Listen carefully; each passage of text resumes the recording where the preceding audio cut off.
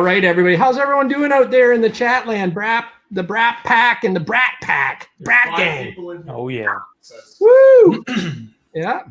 So listen, we have a big guest on the show. If you've ever heard of Sledneck, the video series, or Nxt Lvl Riding Clinics, this guy's a big player. We're excited to have him. Rich pulled out all the stops and got this guest on board. So without further ado, I want to bring on none other than Dan Adams. Welcome aboard, Dan. Yes. What's up, team? Yeah. Hey. Good to Sled in see the you, background. Oh, man. Look at that. We're in his garage. This is awesome. Oh, yeah.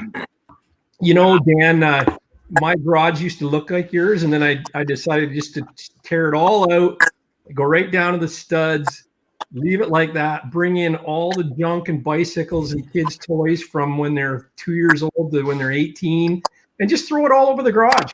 Leave some old shirts laying around. You know, like there's something to be said about being too clean, you know? I mean, it's a problem. And somehow I have found a group of guys that work here that are just as OCD as I am. So everything kind of has its place here, and you know, all the banners got to be in the right spot. And I mean, throughout the course of the season, you know, we'll have, I think the record is 22 sleds in the, and that's just front to back. It's crazy what at a winter. When my fleet are in here, everything is kind of, you know, skis have to be in line, and I don't know. We run a time, just the way it is. It's kind of it's a mechanic shop, but it kind of looks like a dentist. We use the Grays River Road is our access point, and I use the entire Grays River district to guide out of. And it's, if you've not been here, it's some of the most amazing terrain there is. It seems like everybody that comes here, you know, once they catch a glimpse of this area, it's why it's on the map. It's a popular riding area, and it's because there's something for everyone. And you know, why I decided to set up shop here is in terms of teaching a riding clinic. There's you know, the way learning how to ride, as you guys know, from any kind of sport is, you know, with snowmobiling especially, you know, once you start to gain confidence, all I need to do is change the terrain, because you can kind of think you've got mastered, you know, side hilling and what that technique looks like, or going through the trees, and then I'll just change the environment, and all of a sudden everything changes. So I can take even the most confident riders and still teach them, you know, what to do and how to do it, you know, given the terrain that you're in. And that's what makes this area so unique. That's awesome. Yeah, I've seen your videos are amazing, man, for all the different types of riding. So that's awesome. That's really cool. So if you got a group of guys that are like beginners, like us, say we're flatlanders, we decided to come out ride with you, you've got stuff that we could do obviously with you as well too, right? All the time, every year. Yeah. I can't believe it's been 12 years that we've been teaching class, and wow. a humongous percentage of my clientele is, you know, Minnesota, Michigan, just you know, Midwest, back east. A lot of people from Canada. It's pretty cool though to you know, to say that I've been able to teach, you know, to people all over the world. And then, you know, I've taught riding clinics in Russia, so I've been to Russia 6 times, and each clinic, yeah, in a few different spots in Russia. And to know that you can be 6,500 miles away and still run into the same, you know, the same group of people that are just so stoked on mountain riding and want to learn to be better. So it's really, really cool to see kind of where it's all, you know, where it started and where it is now. No, that's awesome, man. Yeah, your videos are awesome. Your clinics look really great. That's awesome. Yeah. Thanks for giving me a break there, guys. One of the big features about the show, to kick it off, we always do the fan photo and user submissions. So we'll get into that. We'll have a look at some stuff that Dan sent me as well, and we'll keep it going. But just to start off the fan thing, there was no photo on this one, but it was an email that came out, and it says, "Hey Gary, thanks for the great content. I love watching and learning from you guys. I'm a new rider looking forward to my first year of sledding." This came from a chat user called Six String Brian. So if Six String Brian's in there, thank you so much for that email. Actually is. Yeah, he is in there. He is in there. Awesome. And he said, I didn't read it on air, but he said he loves my channel a lot better than Revrider550 Sounds about right. and Nxt Lvl Riding Clinics as well. He learns more from me. Last week, here, I'm going to just share this screen now. Last week, Tony Pat, remember him? He was the guy that Dave Nerona made a comment about him walking home. I knew he sent me a little bit of a script. So he says this is all about father and son trips, which I love. He says Tony Cat says he's been riding for years and just got my dad into the sport last year. Had him on my old 2012 Pro R600, and we put on close to 2,000 miles together last year, and now he's hooked. This year he bought a 2021 Polaris Matrix Assault and a new trailer. Found out about this as I'm a Rev follower. There you go. There it is. Looking forward to future episodes. So this is the one image from Tony, and then we've got. Oh, that's nice, eh? Oh, that's not Tony's. This is from Rec Stuff. So I think Rec Stuff is from the other channel as well. He says so K1I Sawyer. I don't know whether that's the name of the craft. Air Force Base near Marquette, Michigan. He took this. This is Rec Stuff. Sent me that photo. Love that photo. I want to get one similar to that, actually. I have a spot in mind for that. Rich knows probably where that is. Oh, yeah. Barry's Bay. There's a jet fighter there, so that's kind of cool. Yep. Greg Delaney sent this in, and he says, hello, this is my 2010 MXZ 600 E-Tech. Last winter, he rode to Sunderland from Lindsay, Ontario, and he'd love to go riding with us guys sometimes. He says, thanks so much. Love that sled. I'm a big fan of the Rev XP platform. And then this one here came from Randy Mell. He said, hey there, Mudbrat Nation. I'm Randy from Wisconsin. I've really been enjoying your snowmobile sessions on YouTube. I'm a second shift police officer and really adds enjoyment to my night shift of work, listening to your sessions in the background. So thank you. He just came off a 2017 Arctic Cat 6000 Limited, and he just picked up a spring order black 2021 Renegade X850. The VIN number is 001. Isn't that awesome? Yeah. He'd love to share some photos. Where do I email him? Obviously, you can say he got the email. Thank us all for our time and efforts. Love that. And he said he's attached the photos of his new sled along with a couple of pictures of his fiancee, Michelle. They got engaged last year on a snowmobile trip. There's a ring right there. Nice. Engaged last year on a snowmobile trip, and she can ride, 4 exclamation marks. He introduced her to snowmobiling in the year prior. The first morning we woke up at the hotel in Boulder Junction, Wisconsin. It was minus 27 degrees without the wind chill. We put on over 425 miles, 2.5 days in sub-zero temps, and she never complained once. I knew she was a keeper. That's awesome. Love that machine she's on too. Beauty. And then this isn't Jeremy. Who's this? This is Randy. Oh, that's another one. That's Randy's old cat. Remember he said he was riding a cat, and there's his fiance in the background there. Congratulations. That's awesome, Randy. There's another one of him with the sled.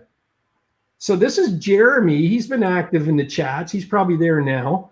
And Jeremy's from my Jeremy Ride series again. He's one of my big stalkers. Now that Rich is on the show, he's kind of replaced Rich as my #1 stalker. And Jeremy says, hey, Gary Jordan just purchased his first sled on his own. So proud of him. And that's what he got there. It's a, what did he say that was? Formula Plus. It's an old Formula Plus MX, I think. It's the MX. It's a, yeah. I can't remember if it's a 91 or what year that was. Sorry. So we'll get in there. But they had the skid out on the weekend, and away we go. So David Scotsman, this is the last one we've got. He says he's taken 2 trips to the Upper Peninsula last year. The top picture is with a group, and the group's called Poodoo Cat. The middle one's with his wife, and the bottom is the cat guys in the group. His sled's the Altiger on the left. They all ride 600s except the Ski-Doo guy. He needs an 850 to keep up. He's a Rev Rider Brapp Gang member, and he loves the sessions. Yeah, he says, keep it up. David Scotsman Thompson. So That's pretty cool, eh? For sure. I love it. I love that. I love the fan photo mail, and it breaks my heart when I open up my computer and I don't see any. So guys, guys, if you actually have any photos you want to send in and be featured on the show, make sure you send it to fanphoto@mudbrats.com, and we'll get you on the next episode. Or even now, I'll check my email during the show, and I can always fire up stuff as we roll along here. So fanphoto@mudbrats.com. So anyway, that's awesome. Cool. So Dan, do you mind if what kind of sleds do you have in your fleet? Obviously there's different types of mountain sleds you have out there, right? There's the Chaos and then the Pro RMK. Now, I was reading and hearing different things about the different models that are out there. And I've heard a lot of people say since the Chaos has come out that a lot, like 85 to 90% of the people should actually be on a Chaos. I don't know anything, whether there's truth to that or not, but maybe you can explain between the two, well, the different models between the Chaos and the Pro RMK. So I ordered all Chaos for my entire fleet. So I ordered 16 all black Chaoses this year and kind of mixed it up between 165 and 155, and I did go with the Series 8 track with the QD2. I do that partly because, I'm doing that because I rode the sled. I rode both track lengths. I think that it's an awesome snowmobile. I love the fact that, I'm going to build some personal sleds out of the Chaos machines. And over the last couple of years, because of the aftermarket, we have built Chaos like on a lift, that sort of.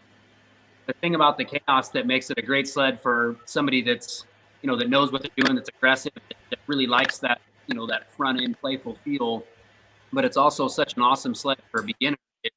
You're getting an awesome shock package right out of the gate. The Velocity suspension from Walker Evans, they nailed it, right? It's an awesome suspension package.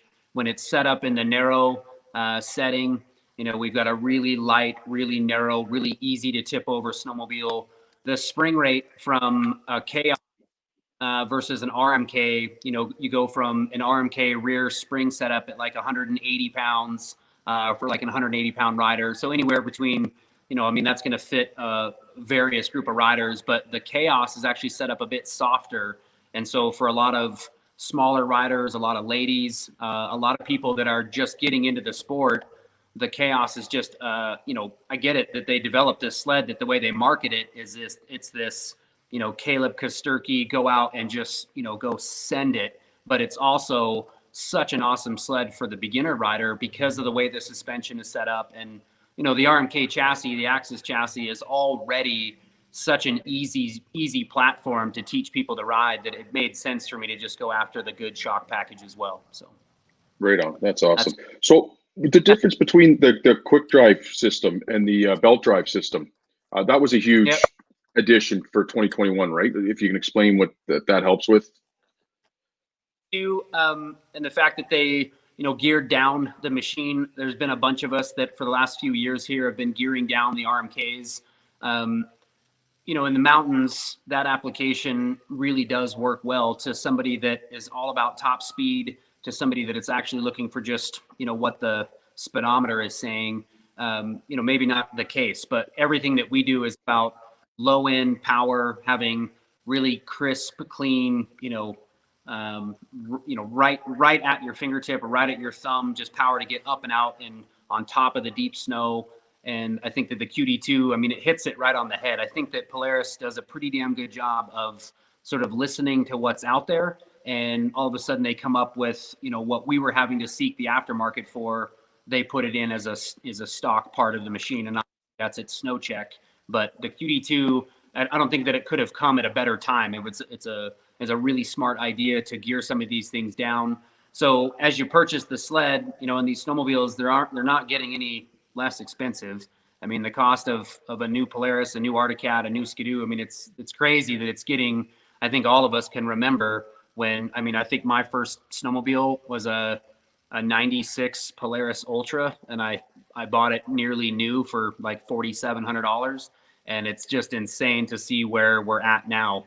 a snow checked RMK Chaos 165 with the PID gauge and everything else is 16,000 and some change. And so I think that adding features like the belt drive system and changing it up a bit for the mountain rider is a really smart move. Right on. Yeah, that's what I was reading about them. That it's been amazing for it to help out too. So, the sled is pretty light too, Dan? Like compared to all the other, like the competitors and that. I was just looking at the weight of the Polarises. They're pretty light compared to the competition, eh? In the mountain. We gained a little bit of weight when we went to the 850. You know, we gained 3 pounds just in the crank. But I think that they've created an outstanding motor, and you know, Polaris has always had a history of, you know, having motors where we've had some issues, and it's been nice that, you know, going from the 800s into the 850s, that there hasn't been too many issues. We've had a ton of success here, and I feel like between what I do from a personal side of things with snowmobiles that I build from, and then I have a rental fleet where I'm renting to the public, and for us to have the success that we have had with the 850, it tells me that the motor is in good shape, and we're definitely, I mean, the consumer is the ultimate test to any one of these manufacturers and any one of their, you know, like I feel like with Skidoo and having the shot system and some of these things that are like industry changing type things, they've become a success, not just from the manufacturer standpoint, but, you know, the consumer is the ultimate, you know, they're the ones that are out there testing this stuff. So when it's solid, and you start to hear about that, that's a really good thing. So we're going to hang on to the fact that we've got a lightweight sled, and we've got so much new news that's coming that it's going to kind of blow everybody's doors off. So.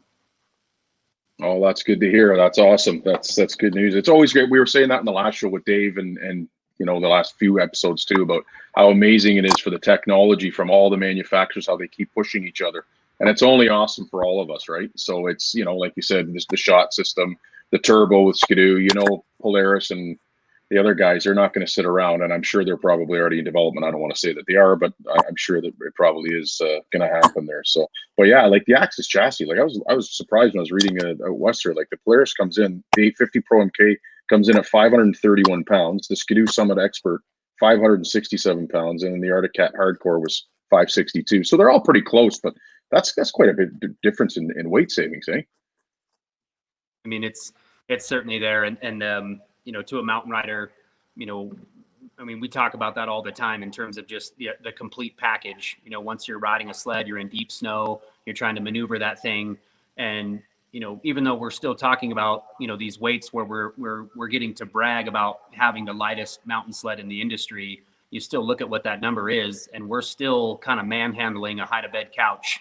And for you to be in shape and for you to, you know, that's probably one of the biggest, you know, chunks of humble pie that I get to give people that come out here and it's kind of their first experience mountain riding, is to try to hang on to that kind of machine and do the things that we're doing. I mean, it takes a lot of effort, and most of that effort has got to be, you know, you've got to train for that prior to the season.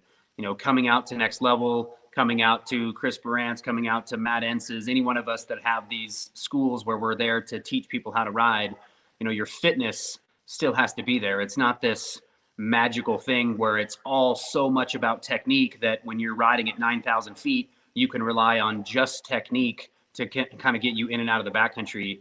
It takes physical conditioning, and it's something that everybody should know that they've got to do prior to coming out here. I mean, you guys you can train as hard as you want at sea level, and I got news for you. I mean, it's just like when I go to Chris's and I'm riding from, you know, my sweet spot of riding here is between 8,000 and 9,000 feet, and I'll go to Barant's and we're riding at 11,000 to 12,000 feet.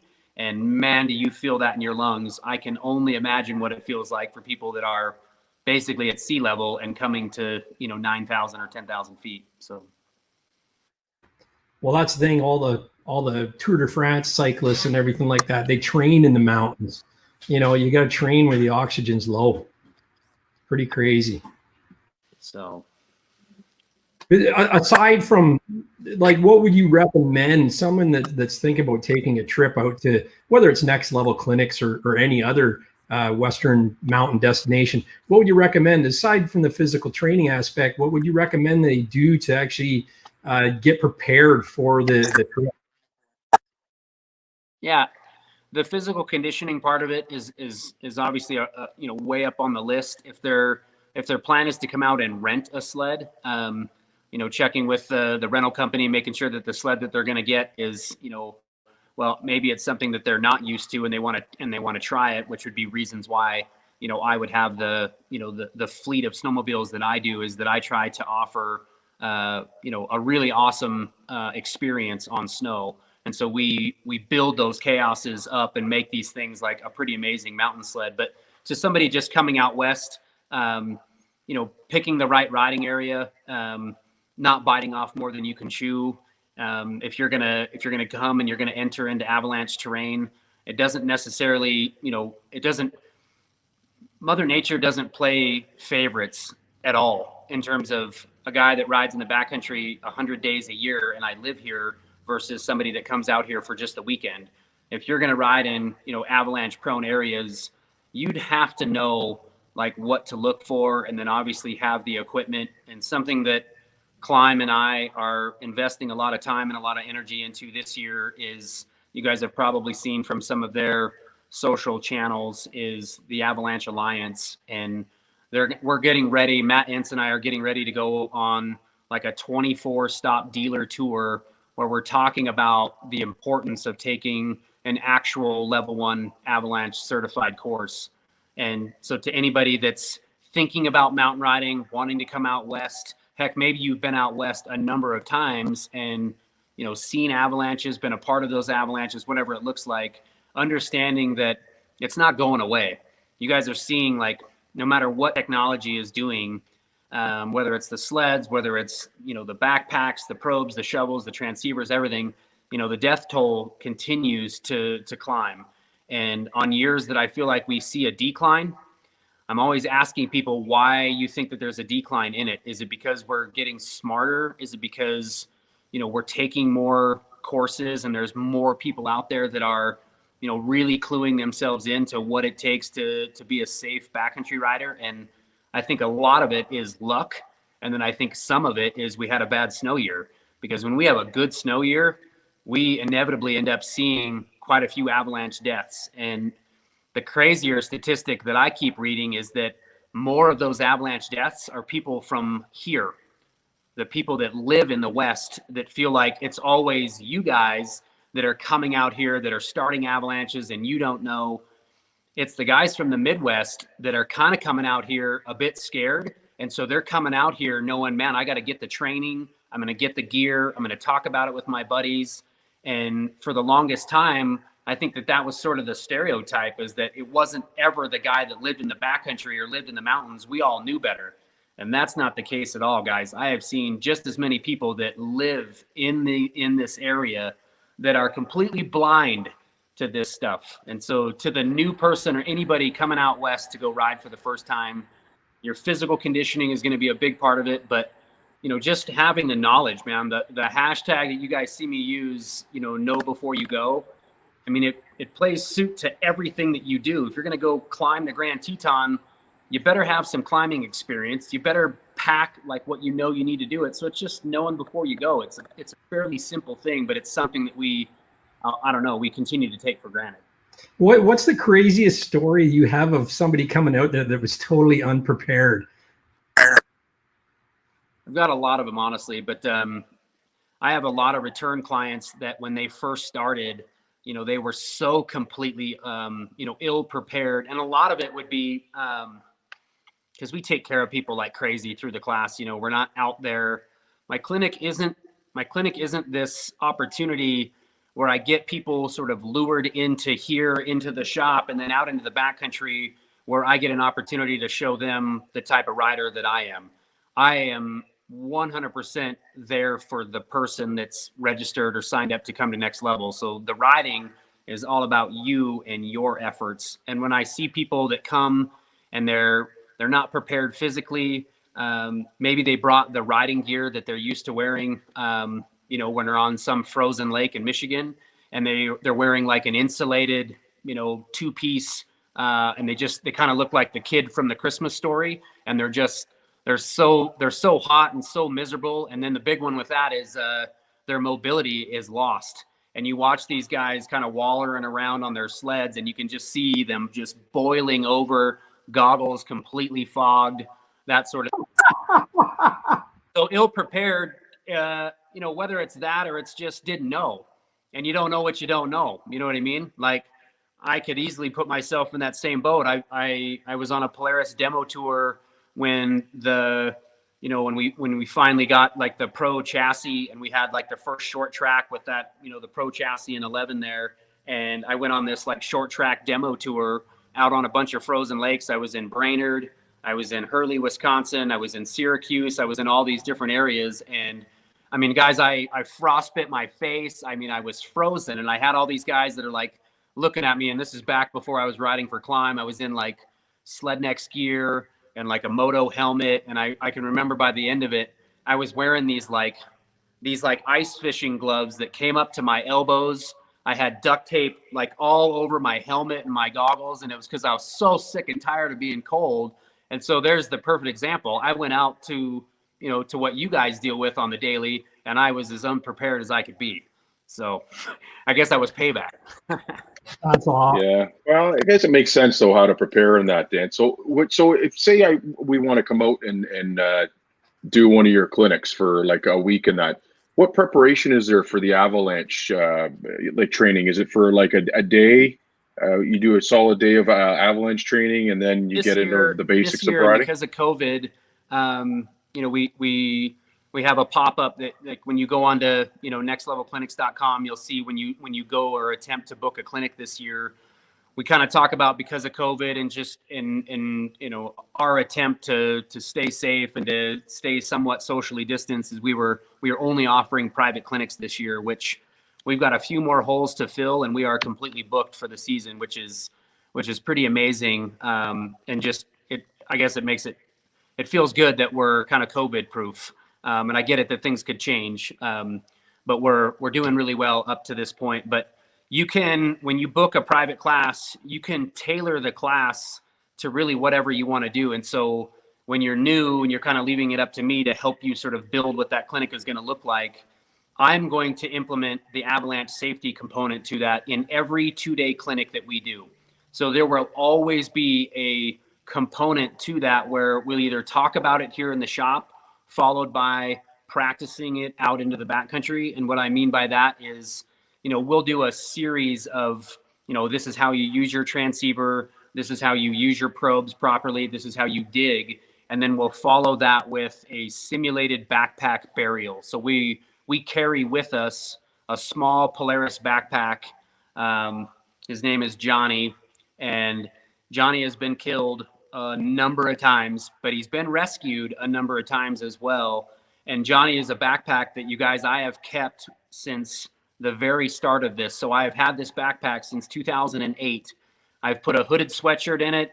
We put some foam in there, and then we put a transceiver that we trust inside that backpack. And every clinic that I have ever done, we have done a simulated backpack burial where we'll go out, even if it's just a 10-minute, let's just kind of go through this stuff because everybody's so focused on wanting to ride. But we'll still go through that. We'll go bury a backpack. Nobody knows where it is. And then we'll, walk through. And we do what we call it, just basically a walkthrough. We'll get everybody to get their transceivers out, and we give everybody some idea of what it's like if there was someone under the snow, how to use your equipment. And that seemed to be a really good process. So when you book that private class, like I said, you could book an entire day of, just your commitment to learning about avalanche safety. And then you could book, you can book a 1, a 2, or a 3-day clinic. A lot of people book a 2-day class. And when they do that, I keep it pretty short, you guys. There's a lot of guys that will guide for 4 and 5 days. I would rather have 110% commitment from people for 2 days.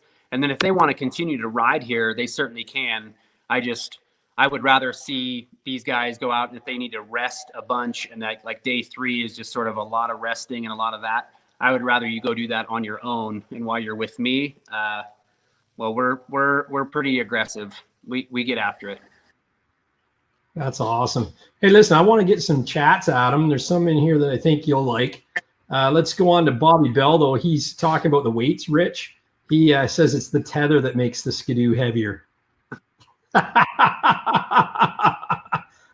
And then here's a good one for you. Will Nxt Lvl offer a package for the one person if you want to go it on your own, or do they have to buy a four-person package? Yep.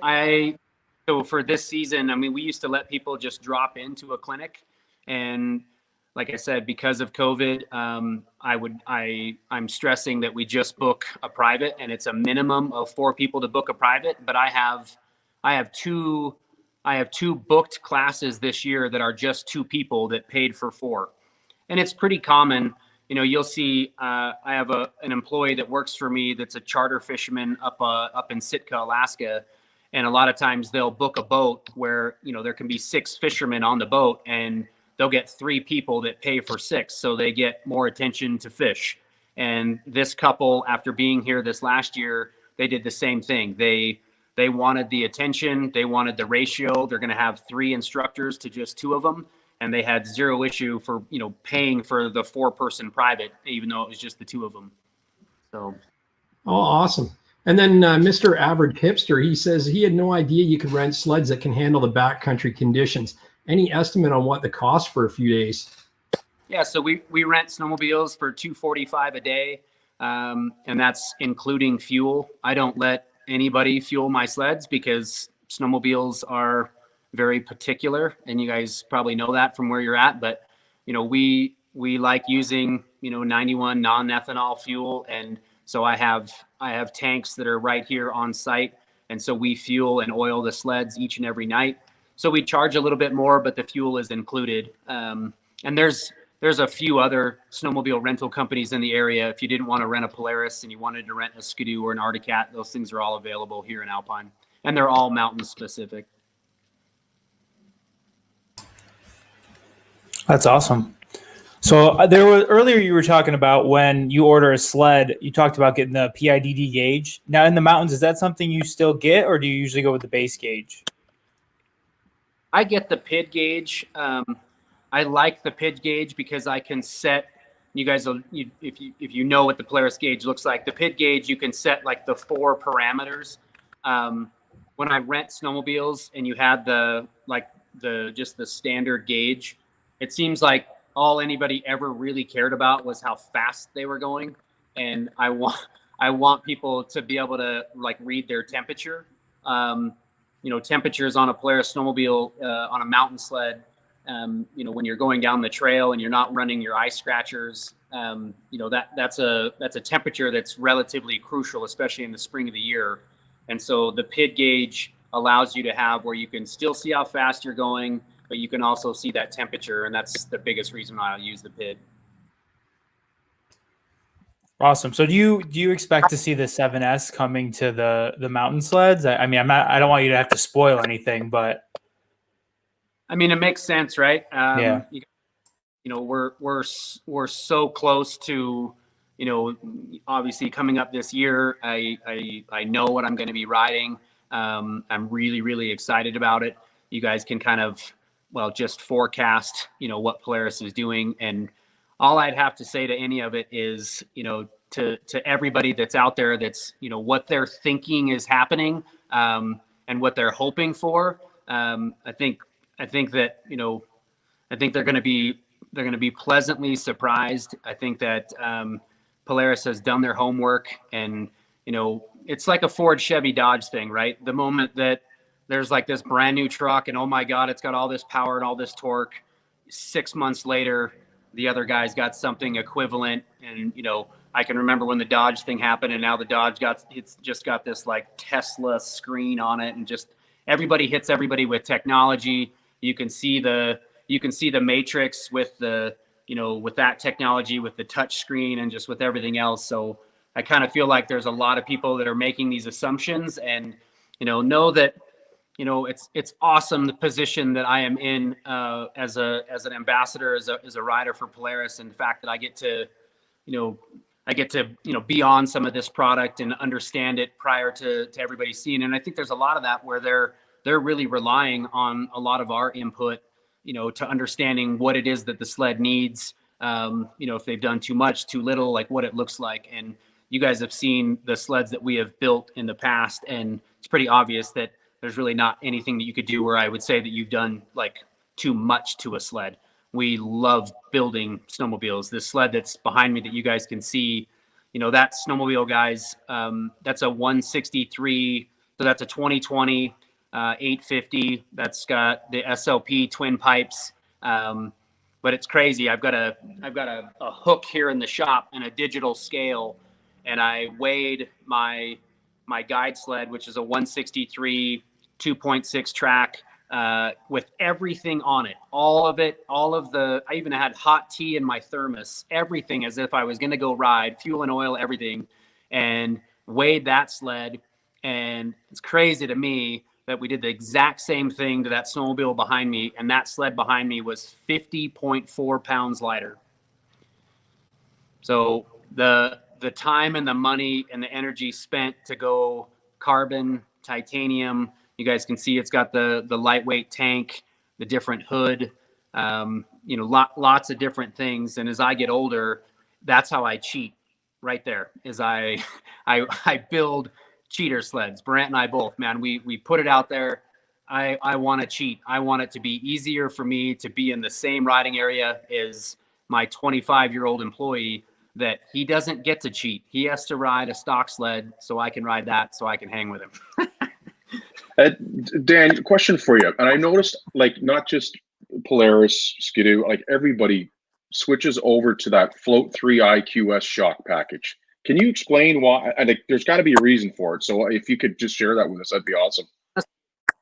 Honestly, it's just adjustability. I think that's like literally the biggest thing that you could offer in a suspension package is, I think if all of us had a way that we could tweak on suspension on anything that we ride by just turning a knob here and there, and it wasn't this complicated, like take the shock off, take it into a dealer, you know, have them rebuild it, like revalving, different shims, different oil, different everything. It's like the moment that happens, and God forbid that happens in the middle of a riding season, nobody wants to do that. So having like fairly infinite adjustability, the QS3, you know, I'm a huge fan of the QS3. I'm a huge fan of the IQS. You guys know that with the electronic, the intelligent quick switch, I mean, you've got the ability to change dampening profiles right by your thumb. I mean, it's the most amazing thing. And when you start to develop that skill set where you actually remember that you have the ability to change those settings, your riding changes dramatically. Like, I have a way now to make that sled perform at its best given the terrain that I'm in. And it's not as intuitive as everybody makes it seem. Is like, you can't just go ride that thing and be, wow, that QS3 is amazing. You got to spend some time on it, and you got to actually make those adjustments. I think one of the words that I use the most in snowmobiling when it comes to tuning on a snowmobile is complacency. Like, you don't know what you don't know. I've had people that have been out here and they've been on blown out shocks the entire season, and they just ride it. And it's because, God forbid, they take those shocks off and they miss a week of riding because they had to go get their shocks redone. And so, I mean, Fox has just nailed it because they've created this suspension that you can make these small tweaks to it. They've done a lot of the adjustability or a lot of the science behind it, you know, in the background. I mean, so you just see this switch and you're just monkeying with 1, 2, and 3. And like I said, if you're on the IQS, you're just touching a button, and that technology is going to continue to grow. And, you know, you guys see Fox from the mountain bike side of things. You know, when you're dealing with something that is, you know, 35 pounds, like take like an all mountain bike, when you make those really small tweaks to suspension, because you're riding something so lightweight, you really feel it. Like, you will feel the changes in that front fork and the changes in that rear shock on your mountain bike like crazy. The heavier that we get, the harder it is, or the more complacent we get to actually make those adjustments, because we're not really feeling anything. And all I would say to anybody that thinks that they're not making adjustments to make their riding better, they've never ridden a snowmobile with suspension.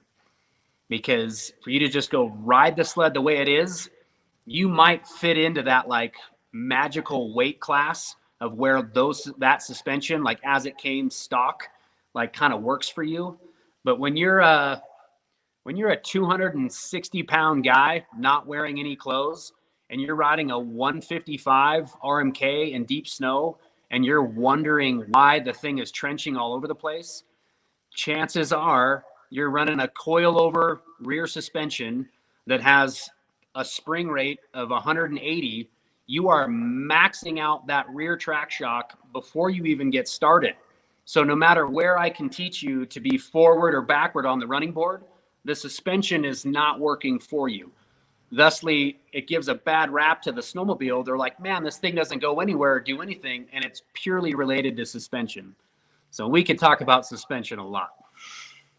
Yeah, well, you know what? That's a good point, because I know a lot of guys even down here. You know, some people trade up every year, every 2 years. You know, if you're lucky enough. But a lot of guys, after riding a sled for 4 or 5 years, they'll be like, this thing, you know, and all they needed to do was go and get their shocks redone, because it goes so incremental, you don't notice it. It goes so small, you don't notice it until all of a sudden they're shot. And I've said that it's worth spending, like the guy out here, Accelerated Technologies, the same thing. You know, you go and send your shocks to him, and he rebuilds them, and he'll set them up for you, and it makes a huge difference. You get your sled set up properly with suspension, it's huge. Yeah, that's nice. Have these things on the bench top, guys.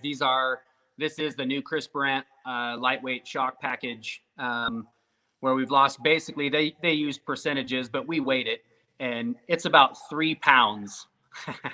It's about 3 pounds of a weight savings as the shock package in total. But like right here, I mean, this is it. You know, just soft, medium, hard. And obviously there's a lot going on with the rest of it in terms of rebound, compression, lots of those things. But this to me right here is, you know, one of the wins in snowmobiling. And this isn't necessarily brand specific. I mean, this will make a Skidoo run, you know, work fantastic, makes an Arctic Cat fantastic. And you certainly feel the difference, but you know, you do have to monkey with the shocks. I mean, suspension is meant to be something that you tweak. It's just like clutching. Oh my God, you guys, can we do clutching videos? You guys are going to see a clutching video on the YouTube channel where I'm going to go to SLP. You know, I go to the dudes that eat, sleep, and breathe clutching, because the amount of people that reach out to me about how to clutch to beat your buddy, and like, you know, just the best clutching setups once they come out west. And it's always changing. I mean, it really is. And as technology changes, clutching is just going to continue to change, just like these are. So. Yeah, they're pretty wicked. But I noticed that about all the mountain guys. They all switch over to those. And that was one of the questions I wanted to ask you today. So that answers it perfectly, because I know they're not cheap. But like you said, if you're able to adjust on the fly, that's worth its weight in gold. I think the three settings are the key, and you big knob that you can get with your gloves on. If it's packed with snow, you can't beat that. Yeah. Something that's great for the guys that are the performance with the chaos and everything else is something else that Fox released is a QS3 on the center shock, which we've not had until this season. So I've already tested this suspension, did quite a bit on one of these lightweight builds behind me, and it's just awesome, guys. Having, like I keep telling you, I mean, that's the biggest reason why people are making that swap is the adjustability to the whole suspension package. Because what you do to the front, you've got to do the rear. I see so many guys that will keep a coil over rear suspension and then just get a front set of floats. It's to me, it's a little bit counterintuitive. Like, if you're gonna change the package, change the package, and the front and rear track shock is equally as important as the front suspension.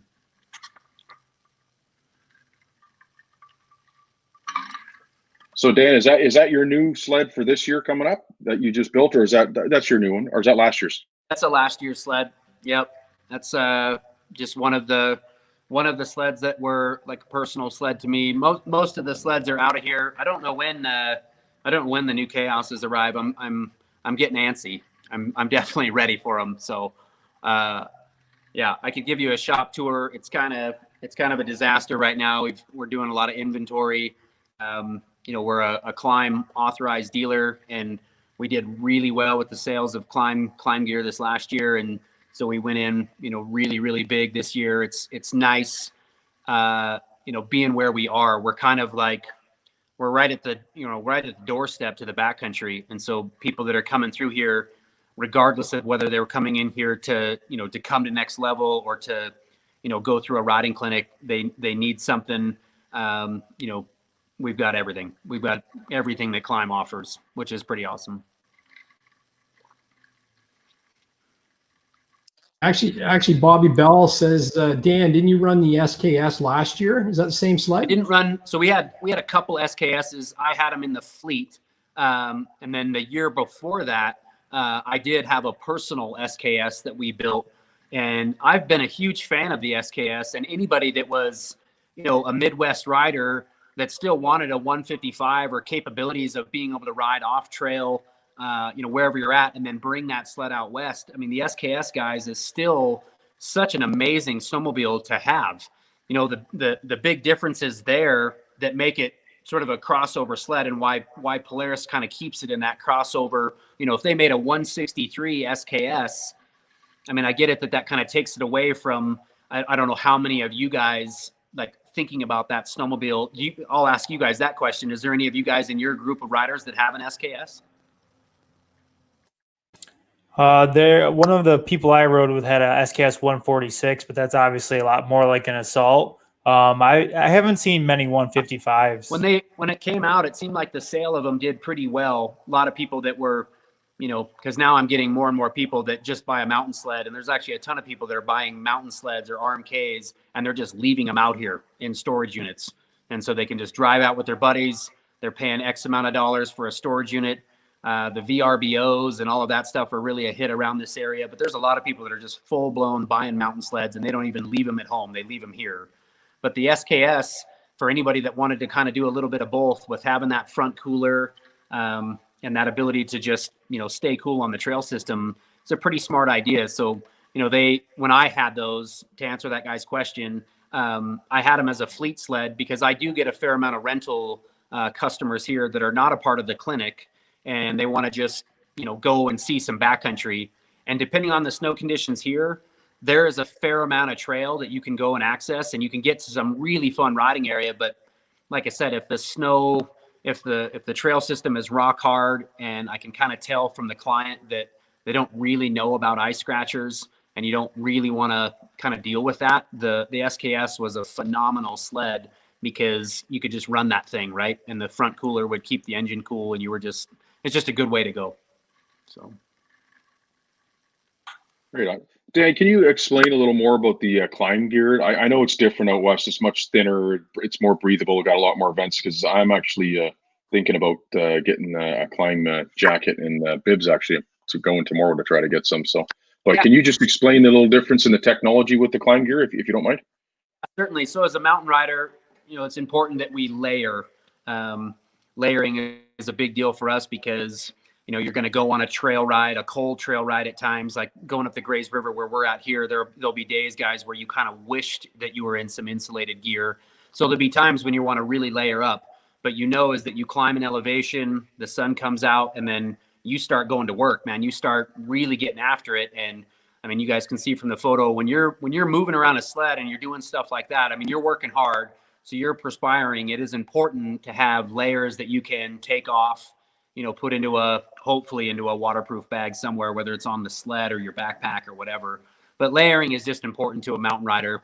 Like I was telling you guys about some of those common mistakes, or the guys that come out here kind of unprepared. When you're in insulated gear and you're already boiling over and you don't have a way to take any of that off, man, does that make for a tough day.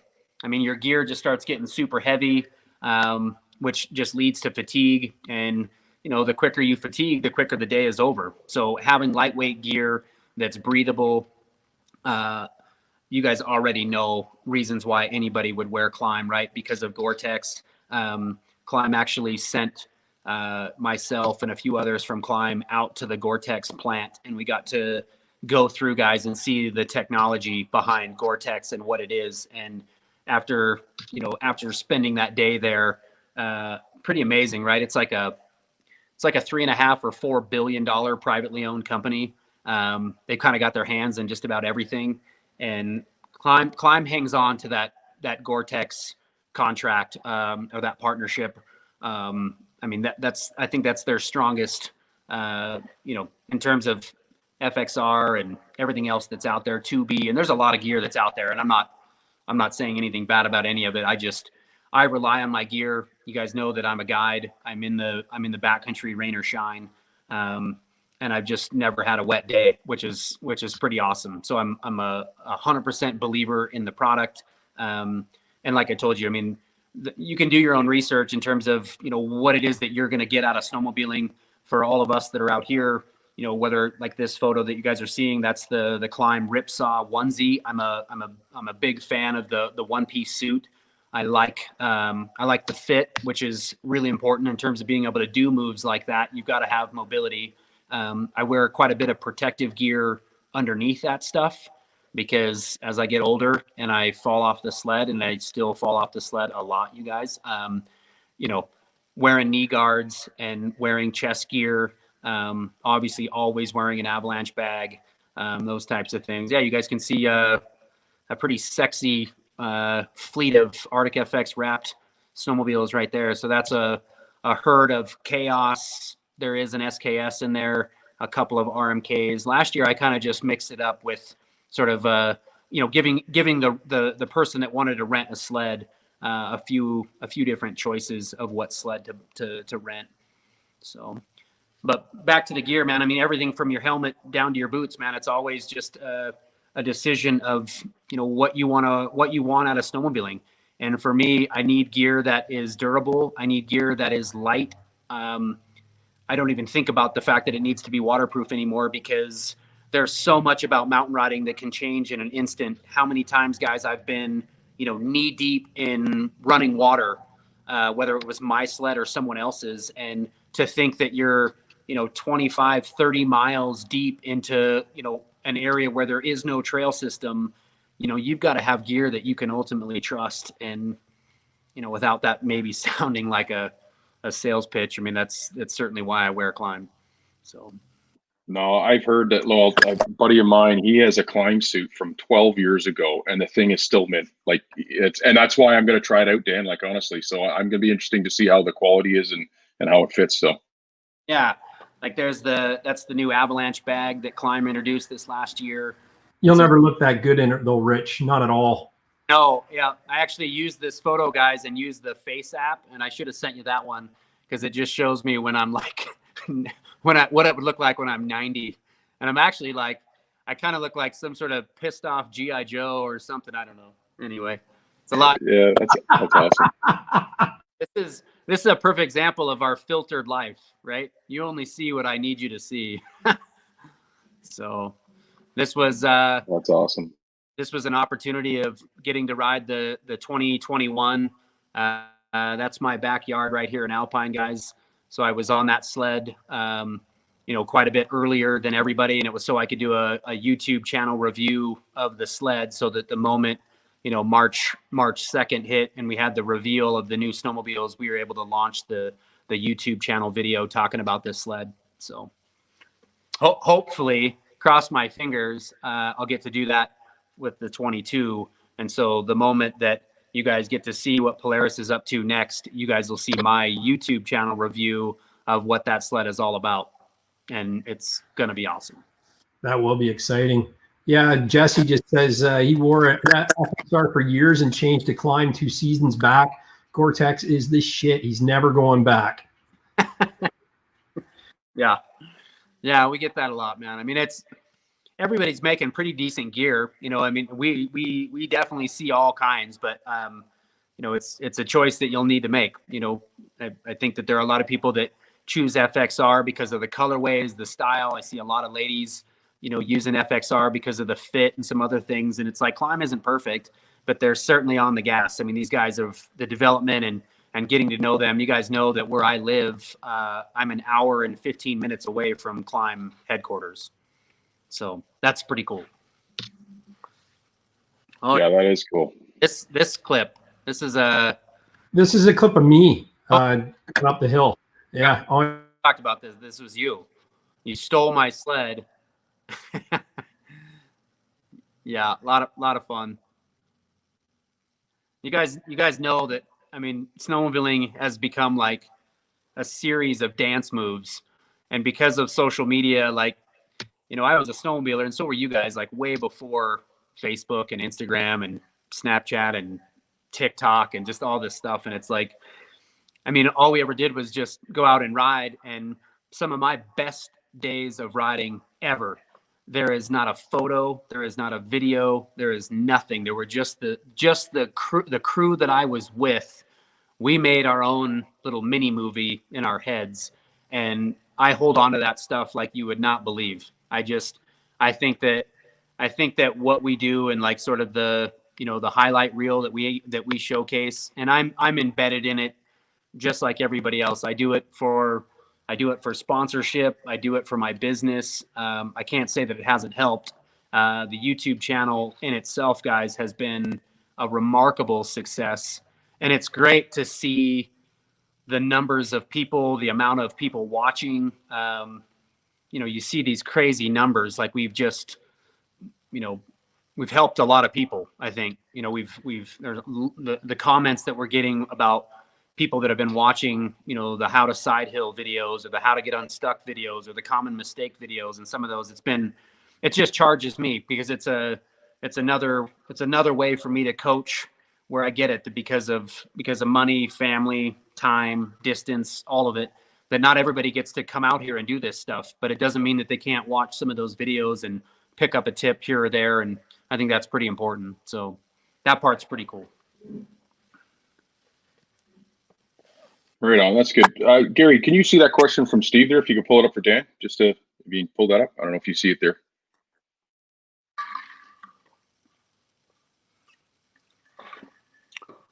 Question. Says I know you're busy all year with your riding clinics. How much testing do you do for new product for both Polaris and KLIM? Thank you. Yeah, it's a great one. So Polaris has a team of engineers, guys, that I have ridden with a lot of these guys. And, there are times, there are moments, like I've been on a snowmobile back in 2016 that will never see the light of day. It was just like a development snowmobile that was one of the most unbelievably crazy things that you guys could ever imagine. And there are just these situations or time frames throughout, any given year where we will get an opportunity to, have some input and put that in there. And I think it says a lot about a company. And KLIM, you guys, we're doing that every year. So every year when before the F3 Carbon was a helmet, we were on it. Before there was a onesie, the 3 years ago, the cover of the KLIM catalog was me, in a onesie that was like the first lock saw that they ever had. It was like a bright blue thing. They didn't even make it, right? You couldn't buy that thing. And so, yeah, we've had an opportunity to test some of this stuff. And then in the aftermarket between, I think you guys know, my partnership with Skins Protective Gear, we do a ton of product testing and development throughout the season. So there'll be stuff that's on these sleds that, isn't for sale. It's just stuff that does it suck? What do we need to change? And it's been great because a lot of times you can't just hold on to a product and, make some sort of decision on whether or not it's going to work. And so it's good. And a lot of these companies, that's kind of part of our relationship is, we're out there, we're visible on the snow, we're visible on social media, we're visible on YouTube, all this stuff. And then, when a product is good and we've tested it and we know that it's going to hold up, that's kind of when it can see production and then we go from there. So good question. That was a good one.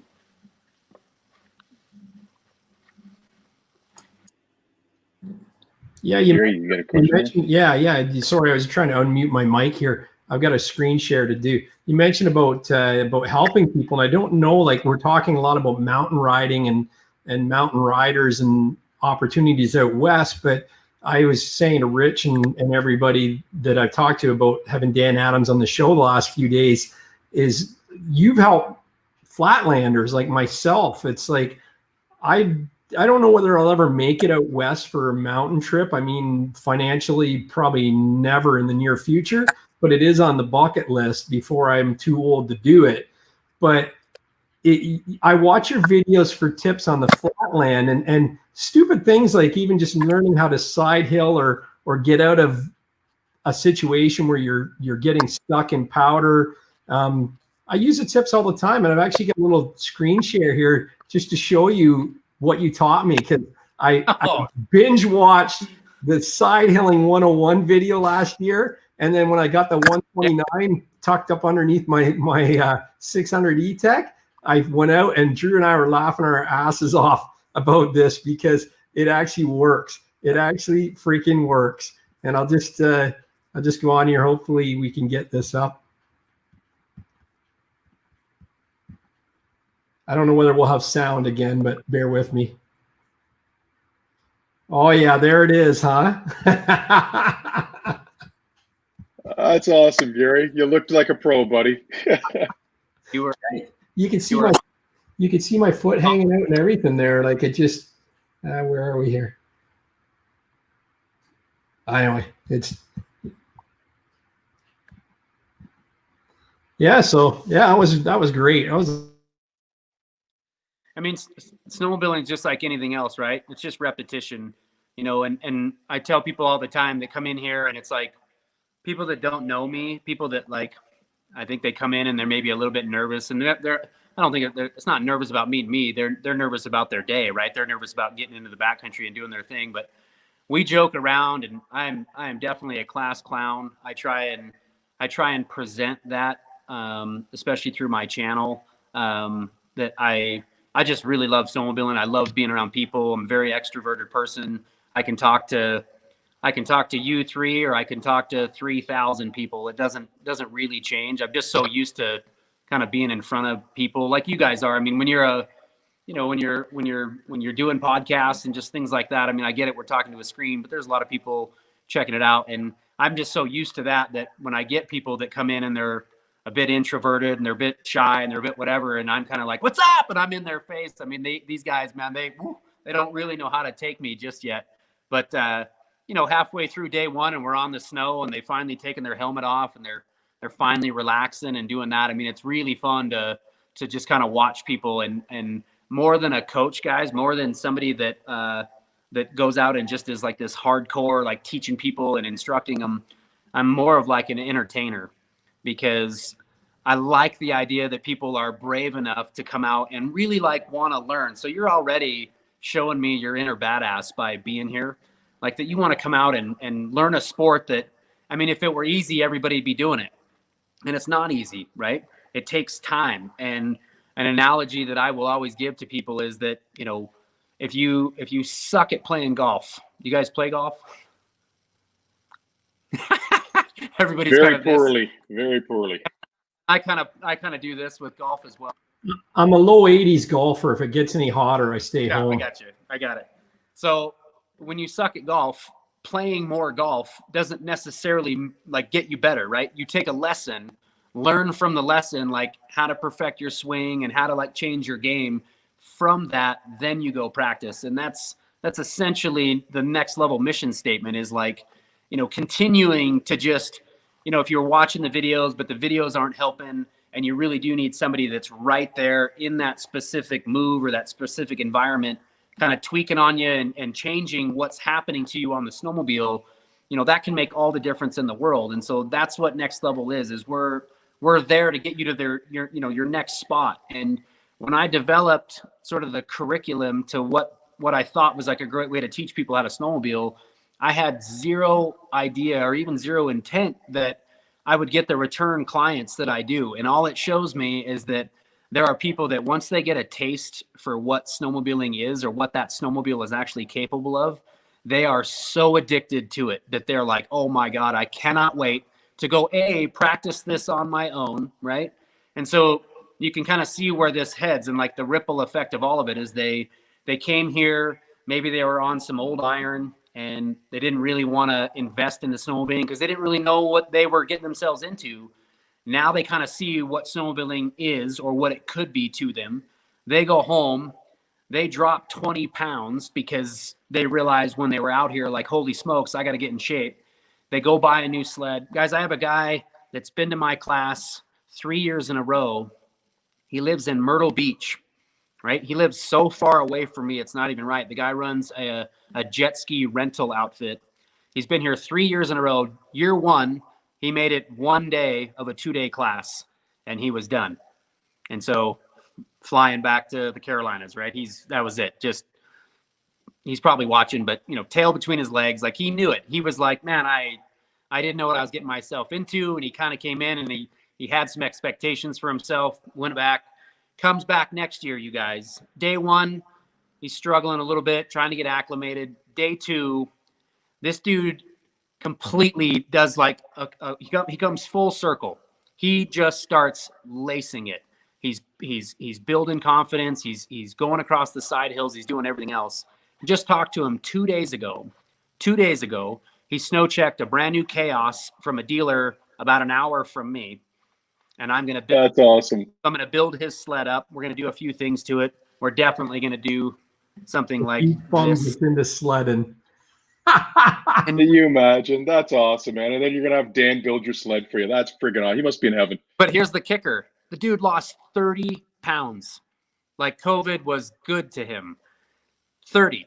And so I guess the point that I'm trying to make here is that, you know, as we started building this and I started getting these return clients and everything else, it's what's keeping me going, what's making it so gratifying, not just as a business. And everybody's like, wow, you're a professional rider. You guys, I built a business where the reason I get to snowmobile, the reason, you know, Brant and I and Matt Entz and Chris Brown and Julianne Chapman and, you know, every one of these guys, all of us that are out there with some type of guided surface, Dave Nerona, like all of us, the reason why we're able to do that is we created a business where people like you guys, you know, pay to come out and learn how to do the sport that, you know, that you guys love and you just need help doing it. So that's my profession within the industry. That's what I do, is I became that coach or that entertainer that I was talking to you guys about. But that's the kicker of it all. But the thing that is keeping me going is the fact that it's not just teaching people how to snowmobile.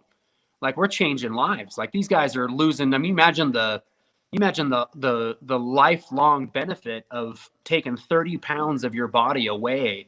And you're so focused. Like, he is so like a dog chasing a ball right now.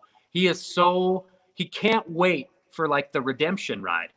Like, he can't wait for January 2nd. He's going to be here. He's so dang excited with me. And so I've built this list of friends, this grouping of people that are so loyal to continue to come back, but they go home, man, and they take this, they take the steps necessary, right? They get themselves in shape if they needed to work a bit harder and get into a different sled or whatever it looked like.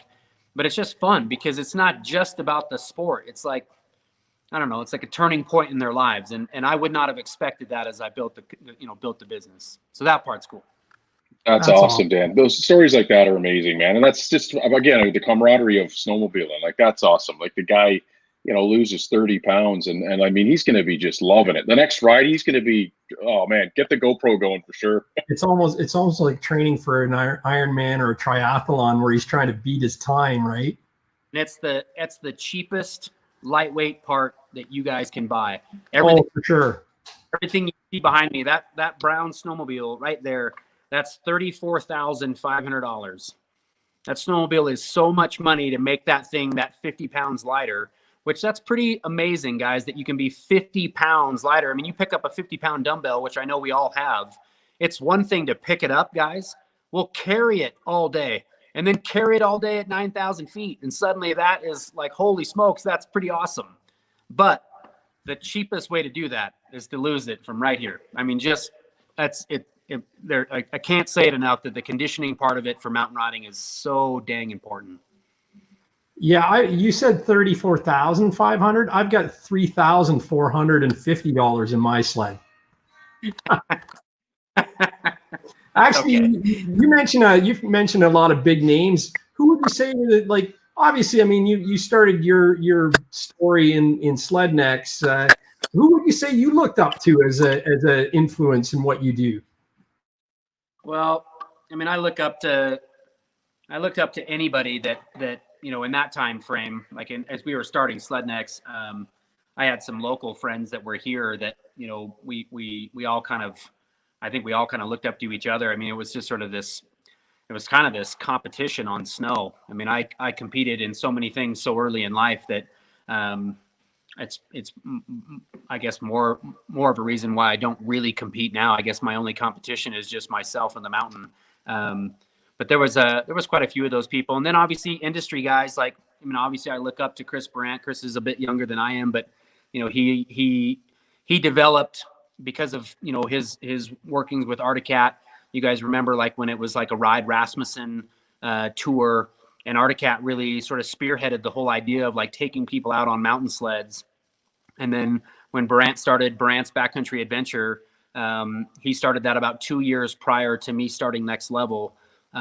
And as our businesses have grown, we've really paralleled off one another in terms of, the clientele and just the type of riding that we both like to do. And so Chris is a good one, but there's a lot of people within the industry that I've looked up to in terms of whether it was business or just riding ability and things like that.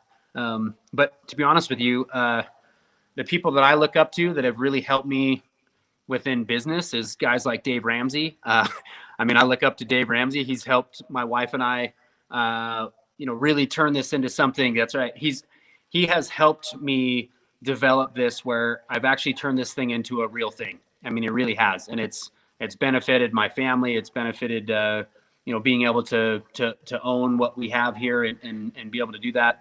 I look up to Tony Robbins. Tony is, he's the same thing. He's just, the podcast and the things that I listen to, I think would maybe throw you guys for a loop in terms of what I like get out of life and things like that. So it's not always filled with a bunch of rock stars and a bunch of super athletes and a bunch of other stuff. I look up to some of these guys that are good at business. They're good at philosophy. They're good at just those other things. Because I kind of eat, sleep, and breathe this life a lot, as you guys know. This is my identity, right? My social media channel, as you look down it, with the exception of a few like family or summertime pics and things like that, most of what you see is snowmobiling. It's what it is. It's part of my life. But I do have a whole other set of my life that it's guys like those that are like big influences in that kind of help me, become the guy that I am. So. Oh, and that's awesome, Dan, because that's about not being it's not religion and that spirituality, but it's manifesting what you want in life and be a good person. And that's awesome. Yeah, absolutely. Actually, I used to listen to Dave Ramsey on the radio, and I stopped because the one time a guy was naming off all of his assets, and he said he had 2 snowmobiles, and Dave Ramsey said, "Snowmobiles, biggest waste, sell them now." And I went, "Never again. You're gone." Funny. If I called into Dave's show and I've listened to his podcast and listened to the live show so many dang times, like he would tear me apart. Like he would. Like, so even though he's been such an influence on me, I know better. I'm not calling that guy. He would rip me up, man. Yeah, he really would. Yeah. So. I got a comment from MP Johnny 5. He says, "Dan, I met you out at New Hampshire Grass Drags last year. We miss not having that this year to kick off the season. Although this helps, doesn't replace hearing the sound of the 2-stroke screaming." Man, the Epping show. What an amazing freaking show. I actually was more bummed about that one being canceled than Heydays. I thought that Epping show, Keith Curtis and I traveled out there together, and what a warm welcome from everybody out there. And it was fantastic. There's definitely a lot about this season, guys, because of, what we're all having to deal with collectively. That's been pretty dang tough. Every one of us as riders, we all have friendships that are, Midwest, back East, all of that, and not getting an opportunity for all of us to hang out in September. I look forward to Heydays, guys. I've been to, 11 of them, and I missed in 2018. I actually tore my Achilles tendon. I was running up one of those American Ninja Warrior walls in August and snapped my left Achilles tendon. So that's the only Heydays I've missed in a long time. And to miss it again this year was a bummer. That's crazy. I can't imagine. How old are you, or how young are you? I just turned 45 this year. Wow. I can tell you're in good shape. Like, you're all chiseled, like you said. You look like a brick shithouse. My wife is Russian, and she is just an uber athlete, and she wouldn't allow me to slip, which is kind of frustrating. But no, I have a lot of sports, guys. There's a lot of things on the docket, and I do a lot of biking. everything around me in the wintertime is so freaking noisy. That thing is it's cool sounding. Everybody's heard the sound of twins, but my God, you guys, when I do it every day, there's something about pedaling. And I don't know if you guys, use pedaling as a form of exercise, but I just really enjoy pedal power in the summer. I do a lot of stand-up jet skis, and I've got some pretty wild jet skis too, but pedaling is a great way for me to stay in shape in the summer. And then I own a seal coat company, and so we do a lot of asphalt maintenance, a lot of resealing, and I'm sure you guys have seen what that looks like. And there are times when we're on a really big project and I'm seal coating, and I'll walk a marathon in a day in steps. And so you just stay in shape. And I don't have to be in shape like a UFC fighter, thank God, but I can be in decent enough shape that when the start of the year hits, like I told you, I'm 45. It takes a little bit longer for me to get going. Age is in your mind only. Remember that, right? New Age Landscaping says, what's a must-have mod on a 21 Chaos 155 50 belt drive? Yeah, the mod that's not a mod that this is going to blow up the chat room is, the first thing that I put on a sled is a tether, and the Skidoo guys will kind of tear me up, and it's fine. But I'm using this new the new DuraPro tether that's a complete magnet tether, which is pretty unique. But the tether has got to be this first thing, and then a modification that I make depending on the guy that asked the question, depending on his size. An actual modification that I make, guys, is I cut my handlebars down. I'm a pretty small dude, and so I will cut about 1.25 inches to 1.125 inches out of the handlebars, and it requires a lot. You got to take the bar ends off, you got to pull the grips, you got to take the heat gun and carefully get your heat tape and your heaters off. Those things are $38 a piece, so don't screw it up. So take those off, and then we just use a pipe cutter and cut my bars down. The reason I'll do that, guys, is that I feel like when we're side hilling and when you're just managing the machine, when I'm way out here and I'm wide gripped, I don't know if you guys can see me. So if I'm wide gripped out here, I feel like I'm only using, my extremities, whereas I bring that grip in, and I do this with a lot of ladies. If I can start to activate a bit more of me here and using my core muscles, it's going to allow me to ride longer. And then I can, because I'm activating those other muscles, I feel like I can ride safer that way too. And it's the smallest little details like that. It'd be like saying that, the difference between riding with your skis in the wide stance versus the narrow doesn't matter, when you guys already know that matters. And even though we're only talking about 1 inch or 2, it's pretty crazy how, what that does in terms of how the sled performs. And so I will all the time have people have their own sled sitting next to mine, and they've got the wide handlebars, and then they'll stand on mine. And they're like, man, what the heck is so different? And I'll be like, I cut my bars down. So that's a good mod. Yeah, he says he's actually 6'2" and 180 pounds. So he's fairly tall and lean. Did he does he say on there, did he buy the tall bar? Yeah, I can't tell. So. No, that's cool. Where can our fans find you online? Where can our listeners find you online? So our website is just Nxt Lvl Clinics. You could search. We've worked really hard to where you could just type in anywhere and type in, snowmobile instruction. And if we're not number one, we're going to be right there. So if you typed in snowmobile instruction, you're going to see Nxt Lvl Riding Clinics. nxtlvlclinics.com is the website. On Facebook, you can just type out Nxt Lvl Riding Clinics. On the YouTube, our YouTube channel is Nxt Lvl Riding Clinics. You can also follow, just find Dan Adams. On Instagram, it's just at Sledneck Dan. You guys knew that I had to kind of keep my roots in that when I built that. And then just Dan Adams on Facebook. And then Instagram for Nxt Lvl is at Nxt Lvl, and it's nxtlvl clinics for any of those things. So I feel like I've got a decent following. I feel like I try to be as true to real life as I can be on my channel. and as well as like how we're videoing the YouTube channel. I'm doing that purely because I feel like I can't get to everybody. They can't be here in person, right? They can't be here physically. And so I access YouTube, guys, and use YouTube kind of crazily. Like I have a 1979 International Scout that I'm working on that is kind of a pride and joy, like old rig. And I see that in the background of your videos. I'm watching the truck more than the sled video, the yellow one, right?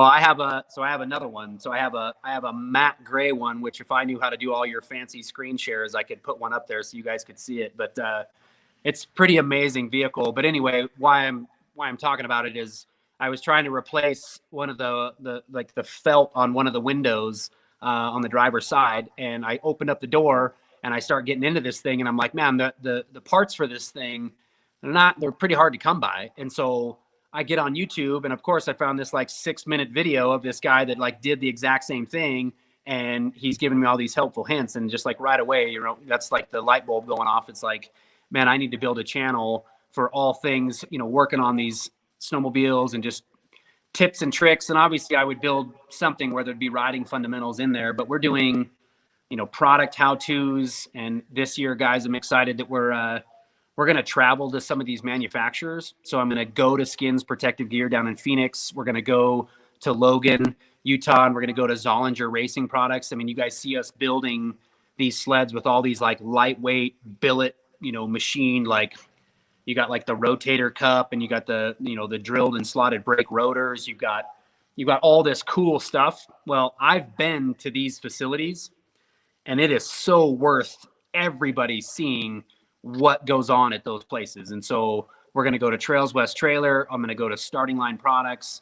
We're going to go through and just do these kind of manufacturer walkthroughs. And so there'll be some YouTube channel videos on my channel that are kind of going through each one of those places. I'm pretty pumped about that. So.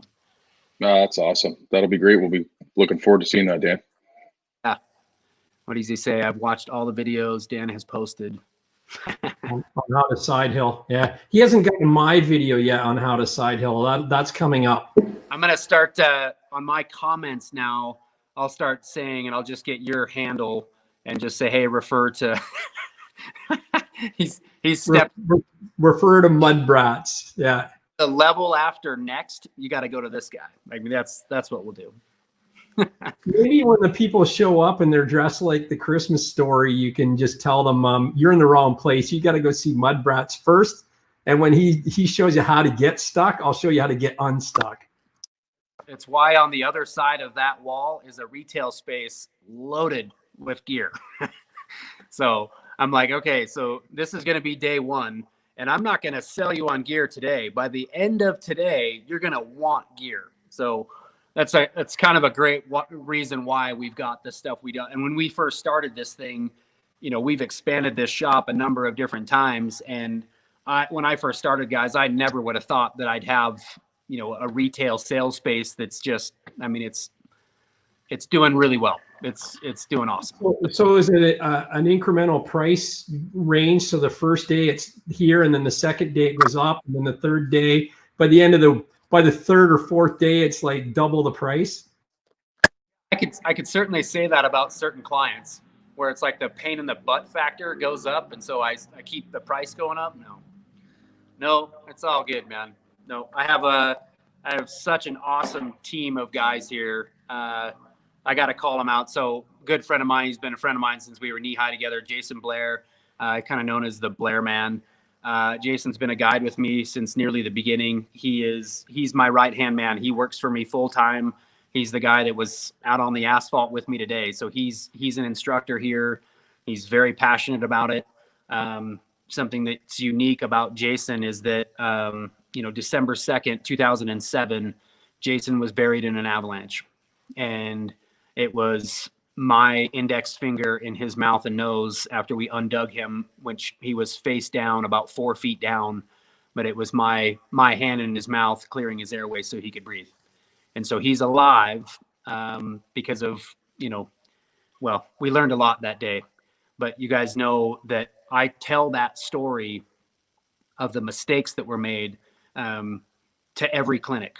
And something that you and I were talking about before we even came on the air is that, you know, for 12 years, guys, my dedication to what I do here, for 12 seasons in a row, I have not missed one riding clinic, not one time. So I'm here. Some years we've done, you know, last year I think we did 19 riding clinics. Some years because of snow year or whatever, we've done a little bit less. Some years we've done more. I've got 16 book classes right now, so I've got just a couple of holes to fill. But we tell that story every single time. And so Jason and his input here as a survivor to an avalanche, the things that we teach and the things that we stress, guys, it's not just from the things that we have learned and researched by going through classes of our own to attain. You know, I'm kind of certified through the AAA to teach and actually host level 1 avalanche courses here. And so we've gone through and got the certifications. I'm a, what has it been, man? I'm 8 years. So I'm an 8-year continue to research wilderness first responder. And there's a fair amount of people that are out here that, you know, kind of follow those same type of, you know, training throughout each and every year. And it's because we have to, right? We're guides. We're responsible for you guys that come out here. If there's ever an issue, I've got to be responsible. I run a business. So there are a lot of those things that were, you know, brought to my attention as I first started this. But Jason he's just been hardcore into this, and his input on the avalanche side about, we were talking about that earlier, guys, of, you know, what we stress to riders and how we teach it. He is very passionate about the avalanche side of what we do here at Nxt Lvl. I have a friend, his name is Dylan. So Jason is 46. I am 45. I have another kid that's an instructor here that is from Park Rapids, Minnesota. He came out here. He's been here for 4 or 5 years. This will be his 4th year guiding for me. He is a charter fisherman in Sitka, Alaska in the summertime.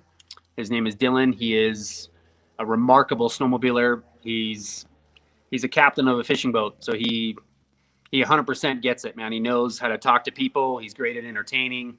You know, he and I get along really, really well. And then I've got a new kid, my new 25-year-old, that he keeps me on my toes. He's 25. He is from Michigan.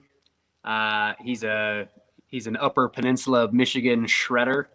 And he is one of those kids that makes me a firm believer in the fact that if you concentrate on this sport and you really put the effort into it, the rapid improvement that you can make on your riding, right? So he was from Michigan. He came out here and he just dedicated his winters to riding. And he is my shadow. Like he is the guy that when I finish a tree line, he's slightly above me. And he's sitting there going, man, why are you breathing so hard?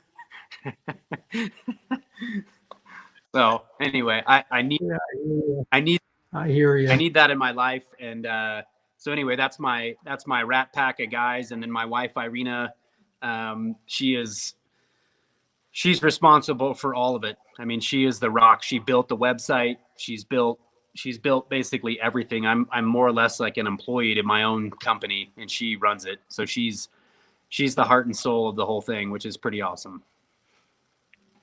Oh, it's awesome. Yeah, Sounds like you got a good group of guys, Dan, for sure. A lot of fun.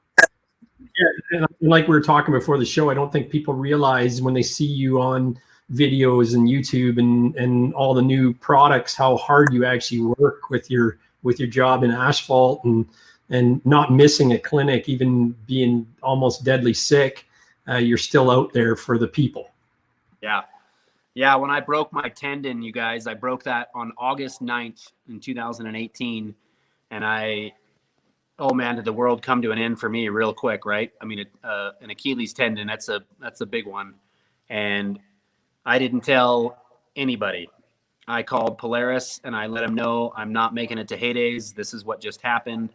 And man, was that just like a realization of, you know, what was about to happen and having to rely on my crew a lot that season.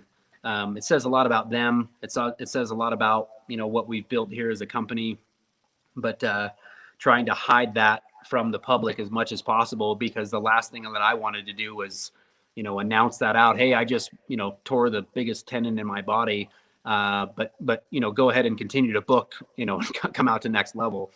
And we had a successful season. I had surgery on August 14th, and the doctors told me that I could be ready to ride with some light riding by February. And I had 1,200 miles on by February 1st. That's awesome. Good job. Well, yeah, whether it was good or not, I mean, I can just be lucky and stupid, but because you break that one again, and you're going to be in a lot of trouble. But it healed good, guys. We're good. So That's why I don't exercise. You know, it's too much risk of getting injured. I'm just kidding. Nice.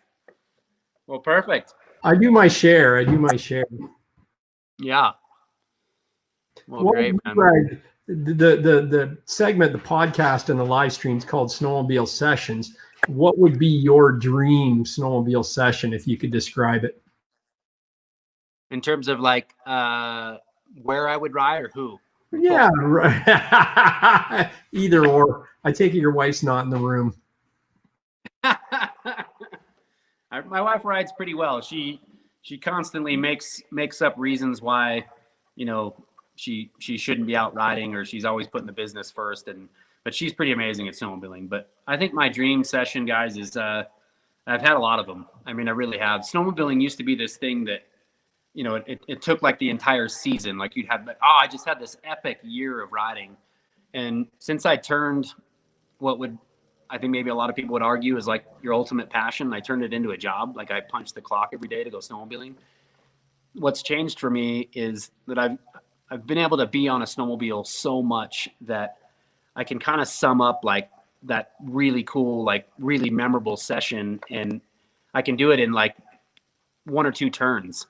In other words, like I could just have this, you know, like that day that we just showed that video where you said that was you, or I guess I won't, I'll keep that like, we'll keep that going. That was you. And I was just watching, but so that day, you guys, that's in a really cool place. It's called South Willow Creek. It's not too far from where I am. And, you know, that was just one afternoon of riding that really escalated, right? Like that, what you guys didn't see from that is that's like a bow tie, and I had running water, you know, right below me. And we do this stuff to ourselves kind of on purpose. Like we're like, man, you know how sick it would be to like go put a bow tie in that slope when you know you've got like a real opportunity to sink your sled like right below you. But there are things like that where I can sum up my session or my entire, like, you know, my whole stoke for the whole year can be done in like 1 or 2 of those moves, where it used to just be this, you know, huge collage of things. And now it's not that way. I get to ride a ton. And I think there's a lot of this gratification I get out of snowmobiling that I have now turned into getting to see people that didn't think that they could do anything on a snowmobile, and watching them leave the class, or, you know, during that class have some sort of a win. It's pretty amazing, right? Like they're here because they want to learn to snowmobile. I can teach them the techniques to do that. I can instill confidence in them, but I can't give it to you. And you can't go next door and swipe the black card and just buy confidence. Like it's something that has to come from within. And when you can help someone develop a mindset and a skill set that leads to confidence, and you watch that person do something they didn't think they could, I mean, that's kind of all the reason. That's why I do it. And so my best session of a year, if I were to like really put my finger on it, it could be 2 things. It could be epic snow, epic sleds, and just my tight little core group of people that I barely look back at because I don't need to. Like those are really fun days. We call those quick little rips, or QLRs. But the other part that could be summed up, guys, would be just a group of people that, you know, I mean, I get a bunch of beginners, a bunch of level 1s that had the most phenomenal time at Next Level because they came into this thing with maybe relatively low expectations for themselves, and they came out of it with this like glimpse of what mountain riding could end up being for them. And I think that part is really cool. And so I could easily have 2 different, you know, ultimate sessions. That's awesome. Thank you so much. It's perfect.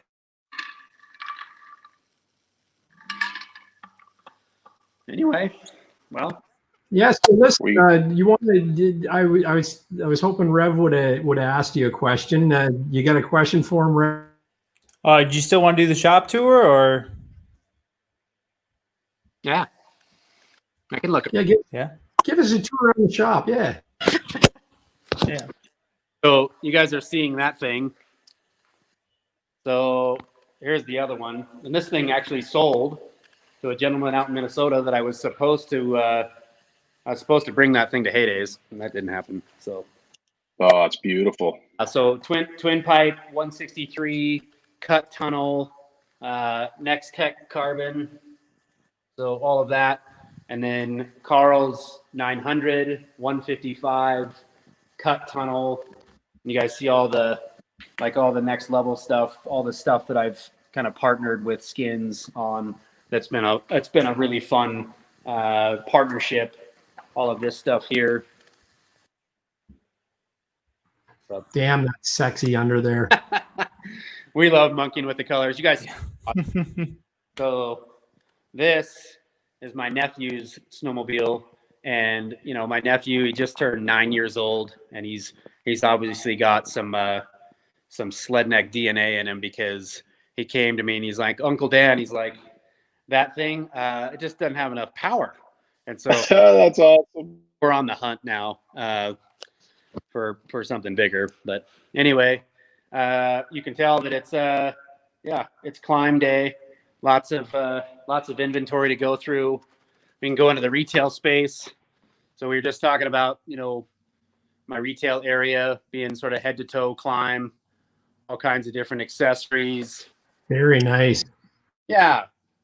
So we keep it, kind of to the point.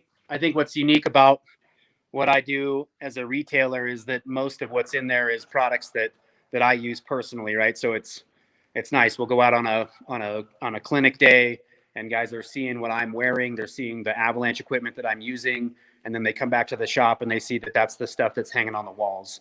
And so I'm truly, and kind of have to be, a believer in the products that I sell. And if I don't believe in it, if I haven't tested it, if I'm not using it, then it's not in there. And that's kind of it. But it's pretty short and sweet, guys. I've got this little shop room over here. I keep my compressor and a whole bunch of spare parts and tools in there. This bench I built and kind of developed for the YouTube channel when we were doing any kind of product reviews or things like that. You guys can come over here. We were just talking about float threes. Somebody's going to grab this and screenshot it, but it's every bit of this, guys, is between the lightweight sleds, Skins front ends, stock suspension, all of these different things. Those are all air pressures, throughout the season that we are tweaking on sleds. Like I told you guys before, man, suspension is this kind of infinite thing, just like clutching. So we can go through a clutching. You guys will love this. Am I making everybody seasick? It's actually not too bad. It's actually looking pretty good. So, clutching for days. I mean, whether we're monkeying with helixes, doing a bunch of, we grind our own weights down. We do all kinds of different stuff in there. Those are just SLP stacks of just SLP Magnum Force weights. These are all waiting on the new Chaoses to get here. Because I'll clutch, guys. I'll clutch every one of the sleds. And, we have our own clutching setup that we know works for our area. And thanks to SLP for that. Those guys, it's pretty awesome that, we've developed such a good relationship with them that we can outfit every one of the sleds. And that makes it awesome. So it's every sled that comes out of here, whether it's me riding it or it's a rental sled, is some type of modified snowmobile from SLP. And that's pretty cool. Yeah, Static Stang, he asked in the chat if you've ridden any other brands, or you just strictly Polaris. So I ride every brand of snowmobile every year through the clinics, right? And then I'll do. You guys heard of road reports, where the manufacturers get together? And for the last couple of years, I haven't gone, but Polaris would actually invite me out to road reports. For years, I've been with Polaris as a rider for 12 years, and so I've been to every photo shoot from every year on since I started. So we you guys see the catalogs and the videos and all that stuff that you come out. I mean, you pop onto the Polaris website and you'll see, you know, Brant and myself and Matt and just the whole crew of guys that are out there doing this stuff for all the photos. But Road Reports was an interesting one because Polaris would actually, you know, hire me to go out there, and they wanted me to ride the other OEMs, which I think is important. It's important for me, you know, obviously as input back to Polaris, but then it's also important for me as a coach. You know, I didn't intend on only teaching to people on Polaris snowmobiles, guys. Like Nxt Lvl isn't, you know, you have to ride a Polaris. And people, even when I talk to people on online or everything, and people that meet me, they're like, yeah, I went and bought a Skidoo, and they're like apologetic for it. And I'm like, dude, I'm like, ride whatever you want to ride. Like that's not necessarily what it is. Like I'm going to show you the advantages that I have of riding a Polaris, but it still comes down to choice. You guys can ride. There are a lot of people are out here that will ride a sled where they know they've got a dealer where they can, you know, parts, service, belts, oil, all of that stuff. And I totally get that. And I respect that. You want to ride a Polaris snowmobile? I can help you with all of the things that I know in terms of being able to make that snowmobile work for you. When you ride another OEM, you know, obviously there's certain things that I can, you know, when you ride a Skidoo, let's say a lot of people ride Skidoos, a lot of people bring the Skidoo to Nxt Lvl. Do you stand on that sled a little bit differently in terms of a technique? And the answer is yes. Is it just as important in terms of ski stance, suspension, where the handlebars are sitting? You guys know the way the post comes out on a Skidoo. You see a lot of guys with that post sitting straight up in the air, and you know that that's not what we want, right? And so we're doing all kinds of, before we even leave the shop, little tweaks to people's snowmobiles regardless of the manufacturer.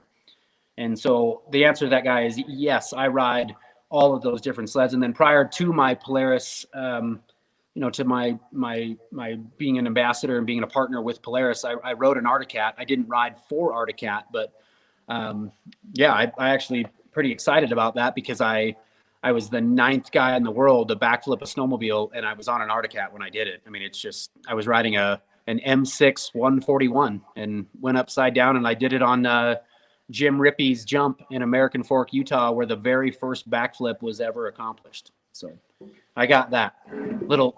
I remember that little trophy. Yes. 2005, everybody. Yeah. That's when all this was actually like a dark hair instead of like what it is now. I already bugged you about the Wolverine beard. I think if Rich just shaves the middle, he'll be just like you.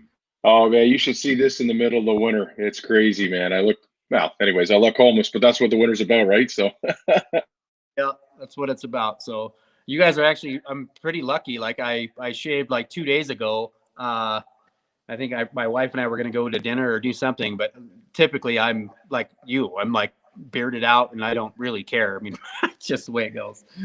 So I noticed that you and Chris work with a lot of the same companies. Is that because of Polaris, or do you both just have good relationships with them? You know what, man? It's it's about good relationships. Polaris is, you guys see like how Skidoo riders, a lot of their top riders are riding for Skidoo clothing. And I get it that, you know, Polaris owns KLIM, and that was convenient, right? And then you see like Arctic FX is affiliated with Polaris, and that's a great program. But none of us, as we got going with this, ever planned that. Like I was riding for KLIM before it was purchased by Polaris. And to be honest with you, I mean, these relationships, these companies, it's all been, I don't want to say coincidental, but it is crazy that guys like Chris and Matt and Cole Wilford and Keith Curtis and a lot of us that are, you know, kind of pushing the sport. We all do ride for very similar companies. And there's a few that are, you know, different companies. Guys are riding for different suspension, different turbos, different things like that. And we kind of need that, right? I mean, we need that diversified, you know, we need that. We need separation within that. Like, I so hope to God that Arctic Cat can kind of pull it together. You know that the snowmobile industry, guys, we need Arctic Cat to be a company, right? Absolutely. Them to be a badass company. We need a Sled from Arctic Cat and Yamaha or whatever they're calling themselves. We need that company to survive. Just like KLIM needs FXR, or KLIM needs the next up and coming 2B or whatever that company is. We all need that. And God knows we need, like Rev Rider needs Mudbrats ADV. Yeah, like John. There it is. Case and all those other things. We have to have that within our industry. And that's what makes it fun. I mean, I don't have to put on a bib and compete to be competitive within the industry. I enjoy building these snowmobiles and, knowing that that's kind of what my mission is like, I'm out to, to go and if it's just my guys, my guys would attest to this, and they're probably not watching this, but when we go out on our quick little rips, you guys, I'm still the guide, and I'm still out to get my whole entire Nxt Lvl crew completely tied up, like where they're just stuck and they don't know why I chose to go a certain spot. And I mean, I love that stuff, right? And we all do. I mean, you ride with Chris Brandt. When I rode with Chris Brandt in Chile last summer, you guys have to remember, Chris and we have businesses where we are so busy that I could even tell you right now that from about December 12th through the year, I know where I'm going to be every single day of my winter. Like, that's how booked it is. And Chris is the same way. And then Chris's Chile is booked all into next summer. And so when I got to go and ride with Chris in Chile this last summer, those 4 days of riding consecutive, well, we've never got a chance to do that. And we cat and moused, and it was so much dang fun, you guys. I had no cameras. I had nobody telling me that I needed to be in a certain spot. It was just him and I getting to just hit skis and just rip through the trees, and just one guy trying to like outdo the other. And it was so much fun that I'm going to go back to Chile this next year, because we've both just settled on the fact that the only way that we get to ride together is 6,000 miles away. So the snow in Chile, I was watching the video. It doesn't look as powdery as it does up here. Is that something specific to down there, or just when you were riding? You at times can be on the side of the hill and see the ocean. Like, it is very susceptible to like rapid changes. Like, we were 1 minute it was blue sky, and the next day it was pouring rain.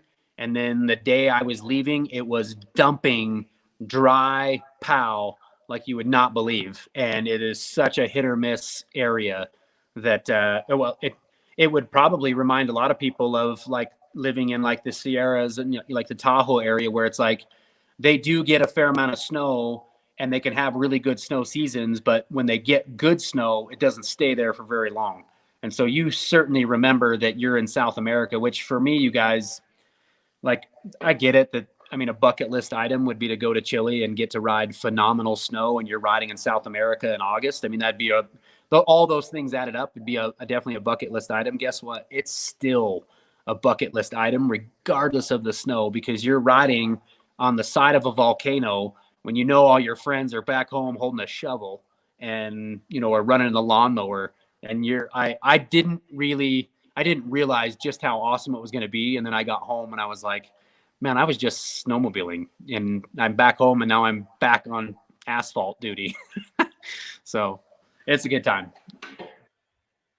Yeah, it looks like a whole experience with all the grilling and the accommodations and everything. Definitely a different world than what we have up here. I thought it would be a bucket list thing, and now it's going to be something I want to do on the regular. So, Chris, if you're watching, we gotta work that out. Awesome. Yeah, that was awesome. I enjoyed watching that series last year. That was really cool. You know what? That was pretty wild seeing you guys ride back out there. That was really neat. Yeah, I need to go down there and do a channel video. And we always it's funny within the industry, we're always like coming up with ways that it's still work, even though we're going to have the time of our lives. But I got to go down there and shoot a channel video. So. Okay. Yeah, but that's awesome. Like you say, getting paid to do what you love, man. That's half the battle. And it shows with your videos too, Dan. Like, it's awesome, man. It's good to watch.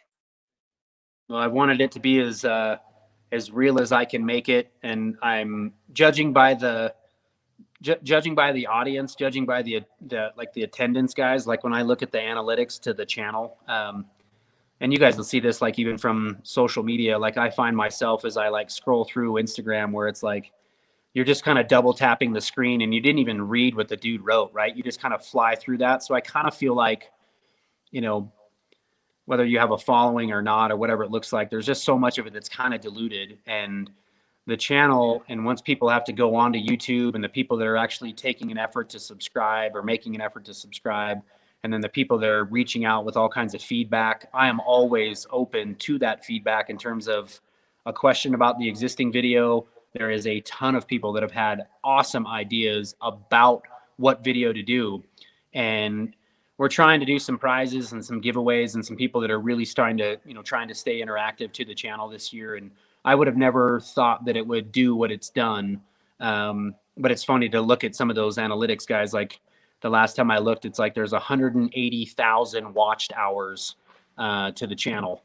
And it's like, holy stalker watching. Like, that is nuts. Like, I get it that we built, like, we had this one like common mistakes video that's got like 320,000 views. But how many people must be watching that thing over and over again is just silliness. And I was like telling people to, you know, put your feet back and your body forward, and don't use the mountain bar, and just stuff that is so simple. But that's what YouTube can kind of be sometimes, is just something that's so simple. So, well, especially for snowmobilers, you know, we're nuts, man. Like and seeing any snowmobile content, right? And then when the summer comes up and everything starts slowing down, you're like, okay, let's go watch the old videos again. yeah. No, I'm Mr. Go ahead. What? Oh, sorry. Go ahead. I was just getting ready to say that. So you guys will see this. It's great that we're doing this, but you know, October is the start of the channel, and so this next Monday, you guys will see like the intro video to kind of my intro video. Basically talks about, you know, it's thanking everybody for the channel. We talk a little bit about COVID. I talk a little bit about Rob Kincaid. You guys probably heard of Rob Kincaid and his passing this spring. Yeah. Rob lived about, well, less than an hour from me, and was a really good friend. And it was just a really, really unfortunate incident, what happened to him. And yeah, it's something that, as I talk about within the intro video, that we're going to talk about again. We're going to learn from it, those types of things. But you guys will get to see sort of the intro to the Nxt Lvl YouTube channel this next month, and lots of stuff in store. And I'm excited that there's that many people that are kind of feeding off of those videos. So we hope to have another really successful season. And this was awesome, you guys. This is really cool to get the email from you guys and get an opportunity to come on the show. I love the opportunity to talk to people that are passionate about snowmobiling. And yeah, I think it's just one more outlet. So you guys are doing an amazing job with what you're doing. And so just want to tell you guys thanks. It's been awesome. Yeah, and then that's the thing. You know you made it when you end up on Snowmobile Sessions. Like you can consider this the big time for you, Dan, for sure. You might get recognized now on the street. Mr. 80, yeah, that's right. No place but up. Mr. 85 GT, he says he loves the passion Dan brings for snowmobile, and just like Dave F. and Nerona, regardless of brand, it's all about the ride. Great show, fellas. Nice. You guys can see my, you know, this is my big time. Like, I got my ghetto like light right here. Like, this was my light. Look at this thing. I can do this move. That's awesome. Stare me in the face this entire time. We've been on for almost 2 hours. So I know, isn't it crazy how time flies? We end up burning through so many people's times. It's funny. luckily my wife's off doing something with her sister, because she would, if she were here, guys, she'd be looking right over there, and she'd be like tapping her wrist, or she'd be like, hey. Like, I even went to grab another beer, but I don't have an opener for it. they missed the memo. I mean, that'd have been nice. So that's awesome, Dan. We really appreciate you coming on, though. It's awesome. I can take time to put in my, you know, subliminal messaging with my Yeti. You guys ever seen this? Like, here's a guy that's sitting on the beach. Have you seen the screw off top right here? Watch this. Magnet right there. Way, that is so cool. Yeah. Everybody's gonna be, they'll clown all my friends that are watching this. They'll be like, you're so excited about that stupid magnet. And I'm like, well, I like ideas like this that were so easy. And this dude's on a beach. I mean, the guy from Yeti's probably on a beach, right? I mean, and all he did was create the little magnet cap. I freaking love it. Yeah, but you know what? The very first day you're out riding in the mountains and you drop that thing in the snow. Yep. I switch it over, buddy. I go to the hard top for the hot tea. That is a secret, and that is a must-have. Actually, we can't really call that a mod, but if you guys are ever wondering like what goes with me every day, every single day, is I take hot tea with me. So we're big advocates of having the hot doggers on the sled. I like having a hot meal. But even if you're going to have a peanut butter and jelly sandwich and some jerky, having warm liquid in your body, whether you're just having a fantastic day, you're going to get out early and everything worked out perfect, or you're out there and you got somebody injured and you're having to hang and wait for search and rescue, whatever it looks like, having some form of like a hot liquid into somebody's body, it's like building a fire, right? Having a fire or building a fire, there's something so calming about it that it's a necessity. So having a fire starter, all those things. I mean, I can start to rabbit hole into these things that I know you need, and we probably shouldn't do that because there's a lot of it. But having hot tea, that just reminded me of just hanging on to my 26-ounce Rambler from Yeti. Yeah, Richard Carter says, thanks, Dan, for helping an old flatland guy try some new moves. You're a great teacher. Perfect, man. We like that. Well, good stuff. I love that too, man. That's great. When do you guys cut this thing off? Are we a 2-hour gig, or what's it look like? No, this is like the 12-hour marathon. Didn't you know you signed up for that? 24 hours of snowmobile sessions. I should have brought something else to drink. That's perfect. I was trying to think if I should say I should have brought a beer, and I probably can say that. I'm okay. You are okay to say that on my show, but I know next time I'm going to have them sitting right here for me. So, Bobby, Richard, do you have any other questions for Dan? No, I'm good. I just want to thank you, Dan. Thanks a lot for coming on. I appreciate you getting back. You got right back to me, and I really appreciate it. And this is what the show's about, man. Having guys like you on. Thank you. It was an honor for me. You guys know that. I mean, we're kind of getting to know each other, and like we said, man, when you watch and you just see what you're seeing and you just see the highlight reel of people, one of my favorite things about snowmobiling is just actually getting to meet people in person. I see the way technology has affected sort of the youth of our planet and how everything is just a text or just an emotionless kind of way of meeting people. And I can't stand it. Like I so am still that guy. My dad raised me the right way. I'm going to shake your hand. I'm going to stare you in the face, and we're going to have a conversation. And I think and hope that that's how I treat everybody that comes through the door here. And, it's not like I told you, it's not what we do at Nxt Lvl. It's all about the customer. It's all about that customer's experience. And I can't say it enough because it seems like every year there's somebody else that's developing a new riding clinic or somebody that's out there kind of trying to do something and sort of coattail what's out there. And you know what? It's a free country, man. Do what you want. But what we're really trying to hold true to and stay diversified with is that this is a group of guys that is truly out there wanting to make you or get you to your.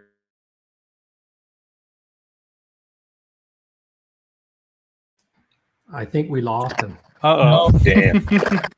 No, right when we were cutting out. Oh, all right. That's fine. Hey, listen, guys, everybody in the chat that's still in the chat, thank you so much. That was a great show. Dan was an awesome guest. Oh, there he is. He's back. There he is. We didn't lose him. Right on, Dan. You're back. Bear, I don't know what happened. Oh, I got a phone call, and I was wondering what was going to happen when I got a phone call. That's what happened. It just cuts me right out of this thing. Now you know. All right. Well, you guys, this was awesome, man. So I appreciate it. It was awesome to get to chat with you, Dan, and watching you on Sledneck and on YouTube and everything. You're a super down-to-earth guy, and it's just been really great chatting. Well, you guys know, for clinic information, nxtlvlclinics.com.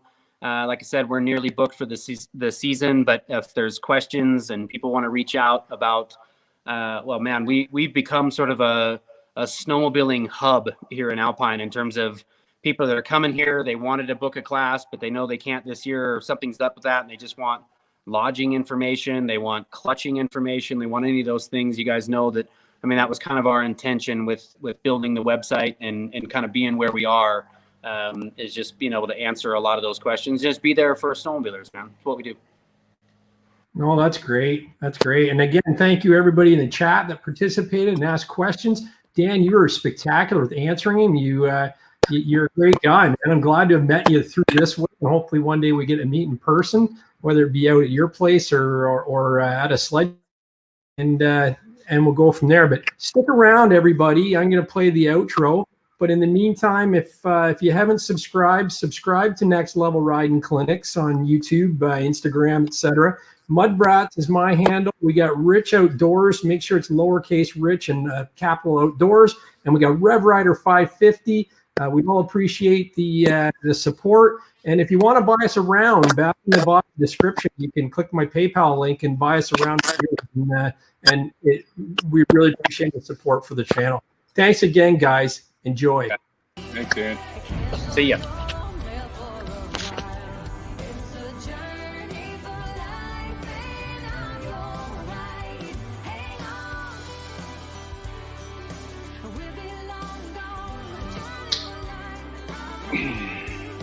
Woo, that was good. It's a journey.